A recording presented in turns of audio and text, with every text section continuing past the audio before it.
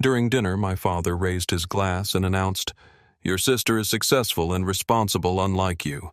She doesn't need help from anyone." His words cut through me like broken glass, but I stayed calm. I looked at him, then at her, and quietly said, "Perfect." "Then my $4 $200 monthly transfers can stop today." The room froze. The golden child panicked, her smile collapsing in front of everyone. In that moment, the truth I had buried for years clawed its way to the surface, and there was no turning back. I'm about to share something close to my heart. But before I do, can you say hi in the comments or tell me where you're from? I love hearing how far my story can reach. It's always good to know I'm not alone in this. Thank you. And now let me tell you everything. If my story speaks to you, please subscribe to the channel. Your support means more than you know, especially when you feel like the outsider at your own family's table. My name is Ethan Cole, and this is the truth I've carried in silence for far too long. Saturday night in Gold Coast always felt like a performance, and tonight was no different. My father's townhouse gleamed with polished wood floors, portraits of ancestors in gold frames, and a dining room table that could seat a board of directors. I walked in wearing my gray hoodie, the one I'd worn 100 times in my Wicker Park office, and immediately felt the weight of his eyes judging me. Robert Hale's gaze was the same as ever disappointed, skeptical, as though my hoodie summed up everything he thought was wrong with me. Ashley Reed was already there, glowing in the candlelight. She held up her phone, showing off her latest clip that had just hit 220,000 views. "They love me," she announced, her voice full of pride. My father's face lit up as though she'd just won a Nobel Prize. He raised his glass of Cabernet, the stemware catching the chandelier light, to Ashley. "Successful, responsible. She doesn't need help from anyone." The words sliced through me like shards of that same glass, cutting deep into scars I'd carried since childhood. I stayed silent, pulling my thoughts back to something steadier. The pallets waiting in my Cicero warehouse, the 550 orders stacked for shipment. The ad campaign I'd tested this morning that was already converting. I reminded myself that Summit Ridge Supply had cleared $1.3 million in revenue last year. $700,000 net. Numbers were real. Numbers didn't lie even if families did. Across the table, Mark Ellis caught my eye. He'd been my partner through all of it, the long nights and early mornings. He didn't have to say a word. His expression said it for him. "Don't take this. Don't stay quiet anymore." Then Priya Shah's face flickered across my father's tablet. A quick video call to toast us from Merchandise Mart Tech Hub. "Ethan Cole," she said, her voice firm. "You've built a quiet empire." My father gave a polite laugh, waved it away, and pivoted back to safer ground. Office job stability, traditional success. The message was clear in his world. Ashley's curated photo share feed mattered more than the warehouse I'd built from nothing. I felt the walls close and the familiar role tightening around me. The silent brother, the one who sacrificed so no one would know Ashley's truth, the one no one thought was worth raising a glass to. My father leaned back, pleased with himself. "Next week, I'll invite some old friends from LaSalle Street. They should meet Ashley, help her career along." He said it as though announcing a coronation. I looked over at Mark Ellis. He gave the smallest nod, a signal I'd been ignoring for years, but could no longer escape. It was almost time. The first time it happened was 3.5 years ago at a coffee shop in Wicker Park. Ashley sat across from me, her hands shaking around a half-finished latte. She confessed she was $35,000 in credit card debt, already behind on her Audi A4 payments, barely keeping up with rent in River North. Her voice cracked as she said, "If Dad finds out, I'll never live it down. I should have walked away. Instead, I promised her $200 a month just until she caught up. My only condition Robert Hale could never know. At first, I cut my own salary, held back warehouse upgrades, pushed marketing harder instead of hiring help. I told myself it was temporary, 6 months at most. But the months bled into years. By 2022, Ashley had doubled down on her lifestyle, designer clothes, influencer events, trips she posted about but couldn't afford. She said it was all for the brand, for growth, for visibility. I told myself she just needed stability, that without me she would collapse in public, and I couldn't let that happen. By 2023, resentment seeped into everything I touched. Summit Ridge Supply was thriving, averaging 1,600 orders a month at $320 each. Yet I lived like a college kid, biking to work, holding meetings in a rented office with flickering lights, because every week $4 and $200 disappeared into her life. My silence bought her image, but cost me my peace. Now it was 2024, and Mark Ellis sat across from me in the office, flipping his laptop around. On the screen was a spreadsheet. $151,200. That's how much I'd given her. "When does it stop, Z?" he asked, his voice even but sharp. I stared at the numbers, but the only thing heavier than the total was the truth behind it. I'd traded my own growth for her facade. Then came the twist I hadn't seen coming. A letter slipped into my inbox. Ashley had used my transfers as income proof to renew her lease. Worse, she had listed me as her moral guarantor, tying me legally to her debts without even asking. My support had shifted from secret generosity to binding obligation. I wasn't just helping her anymore. I was trapped. I told myself it was fine, that I was strong enough to carry it. But the anger gnawed at me every night. The silence I had once called loyalty was turning into a cage. Priya Shah's offer echoed in my memory, $6 million in venture capital, which I had refused just to keep control of my company. Yet here I was, hemorrhaging my own profits to cover my sister's lie. 7 to 8 days of sales each month gone before I ever touched them. One evening I pulled out my phone and scrolled through her latest post. A glossy day in the life of a female entrepreneur. In it, she smiled into the camera, mentioning vaguely that she'd always supported her family when needed. The implication was clear. She wasn't just hiding the truth. She was rewriting it. I froze, the phone heavy in my hand. She was flipping the story, and everyone was believing her. Ashley's River North apartment looked less like a home and more like a set that only pretended to be one. Soft boxes bloomed in the corners like artificial moons. A clothing rack leaned against the wall, heavy with outfits tagged and grouped by color. A tripod stood guard in front of a couch that no one ever really sat on. I carried in a duffel of our new ultralight backpacks and a titanium camp stove, the kind of gear people buy when they want to sweat for their sunsets.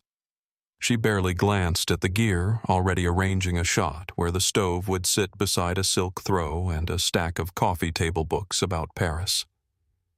"Keep this extra quiet for me," she said, lowering her voice as if the lights could overhear. "Brands are about to review my data. No noise, no complications." "Right," I said, and my throat closed over the word. It wasn't the first time she'd asked me to erase myself. It was just the first time I felt how completely I'd done it. At the Cicero warehouse, the air smelled like cardboard and cold steel. We cracked open pallets from Montana, checked the welds on a batch of carabiners, scanned SKUs, until the rhythmic beeps steadied the noise in my head. Mid-count, my phone lit up with my father's name. Robert Hale didn't ask how I was. He launched into a near-whisper brag. "Your sister may be getting a regional title. Real leadership. If you paid attention, you could learn from her." I let him talk, eyes on the box labels, reading numbers that made sense in a world where so much didn't.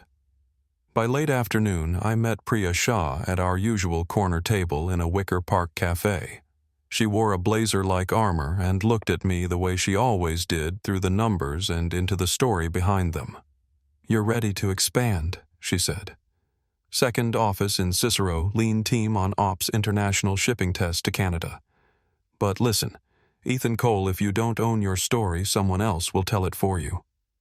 She didn't have to say who. I stirred my coffee and watched the cream spiral out to the edges like a storm. I couldn't stop. On the walk back, my phone buzzed again. Mark Ellis had sent me a link and a message. "You need to see this." It was a clipped segment from Ashley's. She laughed into her ring-light hair, perfect voice. "Easy." Sometimes she said, "I even support my brother while he's getting his little startup off the ground." Family first, right? The comments bloomed with hearts and applause hands. My father and his friends had already shared it with proud captions. A story told loudly enough starts to sound like the truth. Inside the warehouse office, I watched the clip again with the audio off, just her mouth forming those words, and the chat scrolling like confetti. Something in me slid a few inches closer to the edge. I ran the numbers we always run when our feelings begin to lie. 55,000 followers. A small fashion brand sniffing around with a tentative offer. And still the same $4,200 tumbling out of my account every month, the quiet current keeping her image lit. Summit Ridge Supply could have opened that second office. The demand curve said yes. The fulfillment models said yes. Even the landlord with the grimy windows had said yes. I was the only no. And the reason I said no was currently telling the world she helped me breathe. On my way out, I passed a row of empty crystal glasses on a banquet table we used when team orders overlapped. Their clean-cut edges caught the afternoon light and threw it back in small, sharp shards across the concrete. I could see as clearly as if it were already happening a table just like this gleaming under my father's chandelier, a line of crystal waiting for the right moment to break. That night he texted family dinner next week. "Surprise for Ashley. You'll be there." I stared at the message until the words blurred, then opened my banking app. The recurring transfer sat there like a quiet rule of the universe. My thumb hovered over the cancel button. I didn't press it. Not yet. Back at the warehouse door, I palmed the latch and pulled hard. The sound of the metal slamming shut echoed down the corridor brighter and thinner than I expected. For a second, it sounded exactly like glass finally giving way. If they wanted to hear a story, I would give them the real one.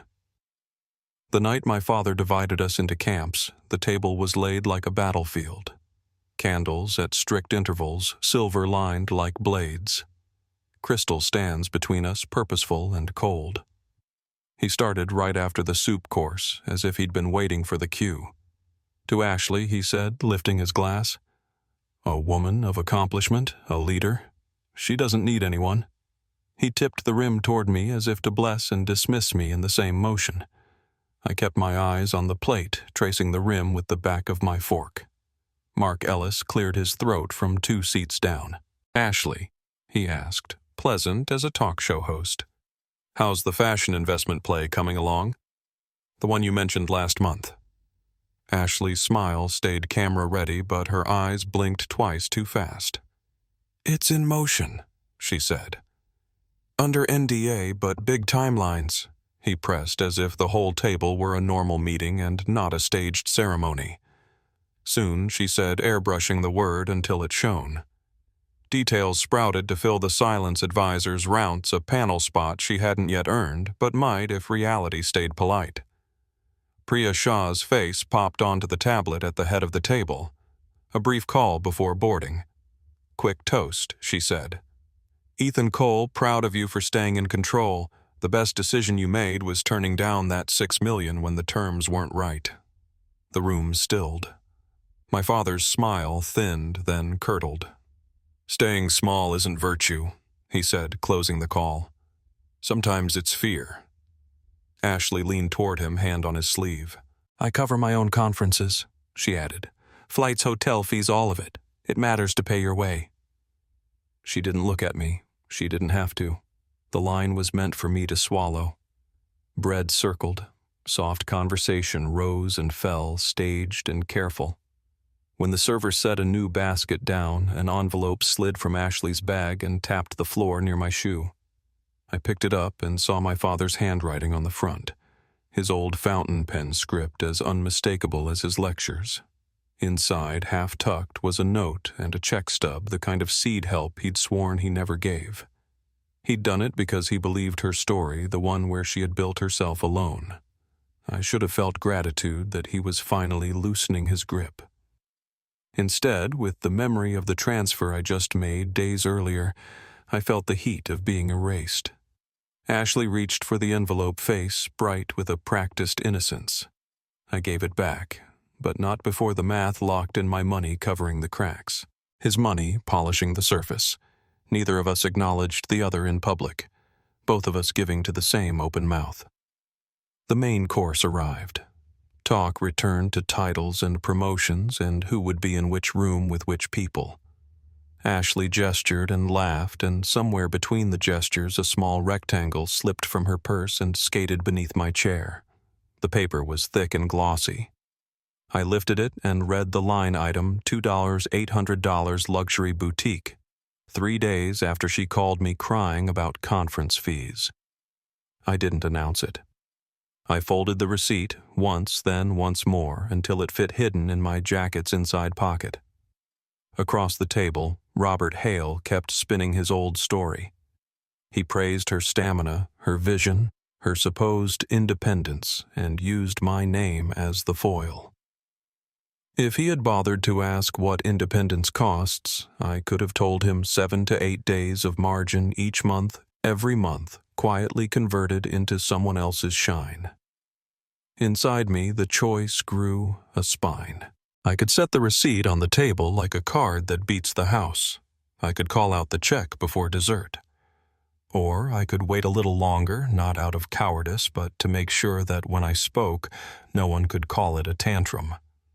They would have to call it what it was. Glasses were refreshed for the final toast. The stems, thin as a throat. Ashley stood shoulders squared, chin high.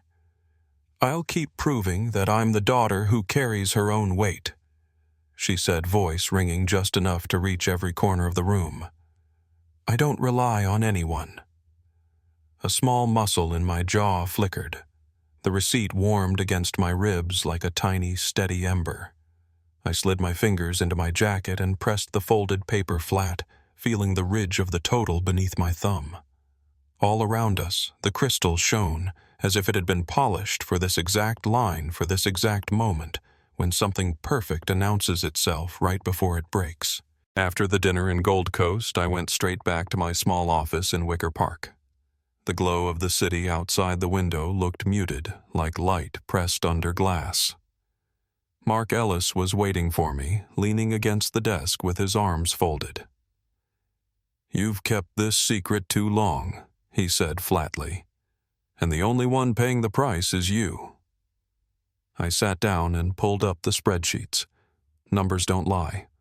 $151, $200. That was the tally of every transfer I had sent to Ashley over 3.5 years. Half of last year's profit bled out month after month, leaving me with the shell of a paycheck and a company limping where it should have been sprinting. I stared at the figure until the question came hard and sharp. Was I still the CEO of my own life or just the financier of someone else's facade? The next evening I drove across the bridge to her River North apartment. She answered the door with mascara smudged and the faint smell of candles and ring lights. "Z, please," she said before I even spoke. "I'm about to close a major advertising deal. Just a little more time." The tears looked real, but I'd learned that sincerity could be rehearsed too. I didn't argue. I only asked, "Are you ever going to admit the truth?" She dropped her gaze, then looked past me toward the camera setup in her living room. "Don't ruin this for me. I need it." Later that night, my phone rang again. Robert Hale's voice carried its usual mix of pride and dismissal. "We'll be hosting a dinner soon, this time with my LaSalle Street friends. They can open doors for Ashley. She's ready for the next level. You should be there. Maybe you'll learn what a real career looks like." His words dug in like barbed wire.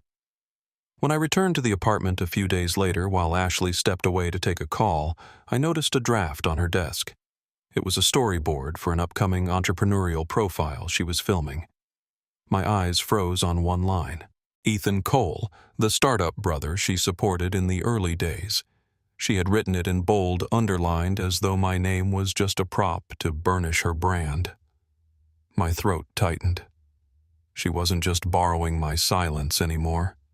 She was using it to rewrite history. Back at the cafe in Wicker Park, I laid it out for Mark Ellis. He opened his laptop and slid a folder across the screen. Financial reports, growth charts, clean data from Summit Ridge Supply. This is your proof, he said. You don't need her story. You already have your own. Either you keep letting her fiction bury you, or you put this in the light. His tone wasn't pleading, it was final. The walls I'd built around my patience began to crack. If Ashley was going to use my name as a stepping stone, if my father was going to parade her in front of his friends while dismissing me, then the silence I had carried was no longer loyalty. It was surrender. Back in the office that night, I opened my banking app and scrolled to the recurring transfer. $4, $200. My thumb hovered over the cancel button. The green glow of the screen reflected against the glass window beside me. I didn't press it yet. I shut the phone and whispered to the empty room. Soon, by the time Ashley's next video draft landed in my inbox, the cord between us felt like it was cutting into bone. I pressed play and watched her smile into the lens, poised and flawless. My brother. Oh, I helped him launch his little outdoor company. That's what family does. The words hit harder than the lies themselves. She wasn't just distorting reality. She was erasing the years of sacrifice behind it. I sat at my desk, chest tight, when Mark Ellis dropped by again. He leaned close, his voice low and steady. Tonight's the night.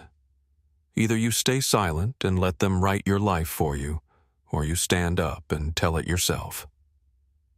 As I left for the dinner, my phone buzzed. A message from Ashley lit the screen.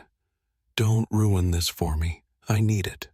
I deleted it without answering, but the words followed me all the way across the city. The Gold Coast dining room glowed with chandeliers and polished silver. My father was in his element, pouring wine for men in tailored suits who all carried the same smug assurance. He raised his glass and declared to Ashley, "From junior employee to regional marketing director, proof of what real ambition looks like." The room applauded. I felt the walls lean in, pressing me smaller. As the noise died down, I caught a whisper from 2 seats away. What does Ethan Cole even do? I heard he lives off his sister. The words weren't just gossip, they were poison. Ashley's story had traveled farther than I ever thought possible, reshaping me into her dependent. Halfway through the meal, my phone buzzed. Priya Shah's voice came through firm as ever. Ethan, how long will you let them talk over you? If you decide to speak, I'll stand behind you. Her words struck like a match to dry tinder. When the waiter leaned over to refill my glass, I reached into my pocket and felt the folded receipt I had kept since that last dinner. $2 $800 for a handbag, bought 3 days after her desperate plea for help. Proof that every word about independence was bought with borrowed money. The meal pushed on courses, changing conversations, swelling. Then Ashley rose, smile-blazing voice trained for every ear in the room. I've just accepted an invitation to speak at an international fashion conference. I am proud to stand here as an example of the new generation self-made, self-reliant. The applause rolled over me like a wave. I stood too. The ember that had burned low in me for 3.5 years flared in a rush of heat. My phone was already in my hand. The banking app opened the cancel button, glowing green. The light from the screen spilled across the crystal on the table, casting fractures of cold fire. For the first time, I was ready to shatter the silence. The applause for Ashley's declaration still rang in my ears when I pushed my chair back and rose to my feet. The room hushed the clinking of forks against porcelain, silenced by the scrape of wood against marble. If my sister is truly self-sufficient, I said clearly, then, starting tonight, the $4 $200 I transfer to her every month can stop. Gasps fluttered across the table. I pulled my phone from my pocket, opened the banking app, and pressed the cancel button with my thumb. The chime that confirmed the end of the transfer sounded sharp and cold, echoing through the stillness. Ashley froze. The color drained from her face. Her lips parted like a fish pulled from water. My father's hand slipped and the crystal glass in his grip shattered against the plate in front of him. Wine spreading like spilled blood across the white cloth. For 3.5 years, I continued my voice steady, though my chest felt like it was on fire. I have covered her credit cards, her rent, her Audi A4, her wardrobe, and every flashy expense she paraded as success. That totals $151,200. The promotion she claims, the independence she brags about, is fiction. And I have the proof. I reached into my jacket, withdrew the folded receipt, and laid it flat on the table. The ink glared back under the chandelier light. $2, $800 luxury boutique. This was purchased days after she begged me for money to attend a conference, I said. This is not independence. This is indulgence financed by me. My father's face twisted, veins rising along his temple. Is this true? He thundered at Ashley. Her composure dissolved, tears streaking the makeup that had been painted on for this very stage. I just wanted you to be proud. She sobbed, words collapsing against the silence. A man in a tailored suit, one of my father's LaSalle Street friends, stood abruptly. He looked between us, then fixed his gaze on me. The real entrepreneur at this table is Ethan Cole. He built something sustainable. That's what leadership looks like. The words cracked the air like lightning, and suddenly the balance shifted. Mark Ellis leaned forward, his voice calm but cutting. Mark Ellis leaned forward. I told him to reveal this long ago, but he chose to protect her. He carried it for years because he didn't want to humiliate his sister. The room fell into stunned quiet. Then Priya Shah's voice cut through from the tablet at the head of the table. Her tone was merciless. Robert Hale. I warned you. Ethan Cole built a company that thrives without smoke and mirrors. He refused $6 million to keep control. He's been forging something real while you let yourself be blinded by ring lights and illusions. I stood there, the pieces of broken glass glinting in the candlelight, fragments of a family illusion finally shattered. Relief pressed against guilt in my chest, sharp and uneven. I had protected Ashley for so long, only to expose her like this. My father's voice was, when he finally spoke, barely above a whisper. Why didn't you tell me sooner? I clenched my fist at my side. Whatever bond we had, whatever hierarchy he had enforced, had cracked with that crystal stemware. I knew nothing between us would be the same again. A month later, the storm had settled, though not without wreckage. In my office at Wicker Park, I signed new contracts, the ink steady on the page. Summit Ridge Supply was expanding into Canada and Europe, revenue already climbing past $1.6 million. The $200 I used to pour into my sister's illusion was now fueling real growth, real people, real work. Ashley had left River North behind. She moved into a one-bedroom studio in Cicero. The rent, $950 a month. The Audi A4 sold for a used sedan that actually matched her paychecks. She picked up freelance gigs in social media management, enough to keep the lights on while she chipped away at the debt she could no longer hide. Robert Hale had begun calling me every week. The conversations were awkward, at first clipped and stilted, but they grew longer. He asked about logistics, about supplier negotiations, about ad campaigns. He admitted haltingly, I was wrong to compare you to her. I thought I was guiding you, but I was blind. Mark Ellis had taken on the title of COO, steadying the weight on my shoulders. He organized a casual meetup at our favorite cafe in the Wicker Park, and Robert Hale came. For the first time, my father saw how the community around me respected me, not for flash or performance, but for the grit of building something real. He sat there quietly, his usual sharp remarks absent as he watched me talk shop with people who valued the work for what it was. Priya Shah invested $1,000 into Summit Ridge Supply not as charity but as faith, but as... She called me the future of e-commerce, her words both a challenge and a blessing. Meanwhile, Ashley attempted one last plea to her followers. She posted a tearful story apologizing for not being transparent. The comments turned on her. From 55,000 followers, she dropped to 12,000, then disappeared from the feed entirely when she locked her account. The curtain had finally fallen on the persona she had curated. 6 months later, she stood on my doorstep. No cameras, no makeup lights, just my sister exhausted and stripped of the roles she had once played. "I want to start over," she said, "this time for real." I nodded, though I didn't rush to close the gap between us. Some bridges could be crossed only slowly, if at all. When Robert Hale accompanied me to a Merchandise Mart Tech Hub conference, he introduced me to his peers with words I had never thought I'd hear. "This is my son, Ethan Cole. He's an outstanding entrepreneur." The pride in his voice carried none of the arrogance from before. It was smaller, humbler, but finally honest. Outside the auditorium, I caught sight of Ashley walking away alone. No spotlight followed her. No lenses turned her way. She was simply a woman starting over, fragile, but perhaps finally true. Watching her disappear into the crowd, I realized I had never wanted revenge. What I wanted was air room to breathe, to be seen without distortion, to live without the weight of silence.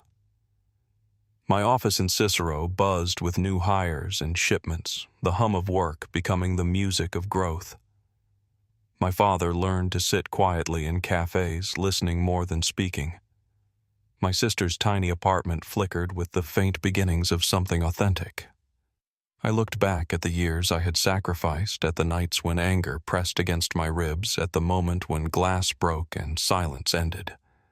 The greatest strength I had ever found was not in numbers or contracts or even victories.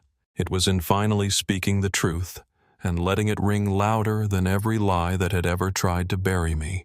Merchandise Mart, Tech Hub's glass towers gleamed in the distance, but inside my Cicero office the light felt quieter, steadier. Summit Ridge Supply's new hires filled the space with chatter about shipments, marketing copy, supplier negotiations. Mark Ellis stood at the whiteboard sketching out distribution channels into Europe, his voice clear and measured. It struck me that this was what real momentum looked like, built on sweat and substance, not filters and applause icons. But even as we surged forward, I couldn't stop thinking about Ashley. After our father's public reckoning, she disappeared from family dinners. Her phone went silent, her accounts private. A month later, a story leaked on a fashion forum. The influencer who bought her way to success with family money. Screenshots of her old posts circulated like wildfire, side by side with clips of my speech at dinner. She had become an object lesson in everything fake. One night, I drove by her Cicero studio. Through the thin curtains, I saw her sitting on the floor surrounded by boxes of clothes she could no longer sell. The Audi A4 was gone, replaced by an old hatchback parked crooked at the curb. I didn't knock.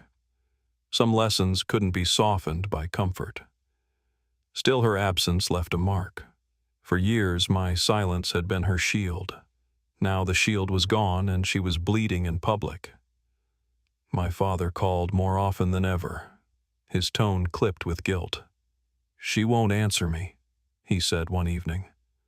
"I don't know how to help her." For the first time, he sounded less like a banker giving orders and more like a man who had lost his bearings. "Priya Shah urged me forward. Every empire has its costs," she said over coffee. "She built a house of cards. You built a foundation. Don't confuse the collapse of hers with the worth of yours." Mark Ellis agreed, but I could see the hesitation in his eyes. He knew I carried guilt in my bones, the ache of an older brother who had watched his sister unravel and wondered if letting her fall was an act of cruelty or mercy. The conference in Merchandise Mart Tech Hub came, and with it, my father's attempt at redemption. He walked beside me through the polished lobby, introducing me to old colleagues as if he had always been proud. My son, Ethan Cole. He set his hand firm on my shoulder. An entrepreneur who built something real. The words were balm and blade at once. They healed what had been broken between us, but they also reopened the wound of how long it had taken him to see me. Later that night, after the panels and pitches, I found myself staring at the hotel window. Across the street, an electronic billboard flashed an ad for the very conference I'd just spoken at. My name wasn't in lights, but my company's logo glowed steady in the rotation. For the first time, I felt content with the quiet kind of recognition that didn't burn out. And still in the back of my mind, I heard Ashley's voice, not the one in her polished videos, but the one that cracked in our father's dining room. I just wanted him to be proud. 6 months later, she came to me. No cameras, no curated outfit, just jeans, a sweatshirt too big for her frame, and eyes that had learned the cost of lies. She stood at my doorstep, hands trembling as she spoke. "I can't go back to that life. I want to start again for real this time." I let her in, though I didn't rush to embrace her. She sat at my kitchen table, tracing circles on the wood grain as she admitted the depth of her debts, the bankruptcy papers, the messages from old followers she could no longer answer. "I thought attention was currency," she whispered. "But it's air. You can't eat air. You can't live in it." For once, she didn't ask me for money. She asked me for advice. How do you build something that lasts? I didn't give her a speech. I only said, start smaller than you think you should, and tell the truth, even when it costs you. She nodded, tears running down her cheeks, and for the first time in years, I believed she meant it. Our father joined me at the next startup meetup Mark Ellis organized. He sat in the corner of the Wicker Park Cafe sipping coffee while listening to young founders swap ideas. There was no LaSalle Street arrogance left in him, only a quiet respect. When he introduced me to a new acquaintance, his voice carried steady pride. "This is my son," he said. "He taught me that success isn't about titles or appearances. It's about resilience." As for me, I had stopped chasing his approval the night the glass shattered. What I wanted was simpler to live without the suffocating weight of secrets. My office in Cicero hummed with life shipments headed overseas. Employees excited for what was next. I was no longer just the brother in the background. I was the architect of my own story. One evening, after a long day at the warehouse, I stepped outside. The air was cool, the sky stray with the last light of sunset. Across the bay, the city glowed, each window a reminder that truth might not glitter, but it burned steady. Ashley was out there too, somewhere in Cicero, starting from nothing. Maybe her candle had finally found a way to shine without my flame feeding it. Maybe not. Either way, it was hers to carry now. I walked home with a strange peace in my chest. The years of sacrifice, the silence that had cost me so much the night of broken glass, it had all led here. And here was enough. Because in the end, strength wasn't measured by applause or titles. It was measured by the courage to finally speak and to keep living in the quiet light that remained after the lies had burned.